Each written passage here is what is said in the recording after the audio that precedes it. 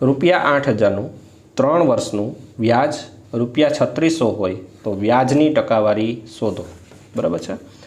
હવે અહીંયા આપણે ટકાવારી ગોતવાની છે, એટલે કે આર ગોતવાનો છે. પી આપણને આપેલા છે 8,000, ટી આપેલો છે 3 વર્ષ, આઈ એટલે કે વ્યાજ આપેલું છે 3600, તો આર ગોતવાનું છે.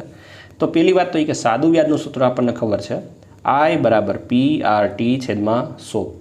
હવે આમાંથી આપણે શું જોઈએ છે? આર જોઈએ છે. શું જોઈએ છે? આર, વ્યાજની ટકાવારી.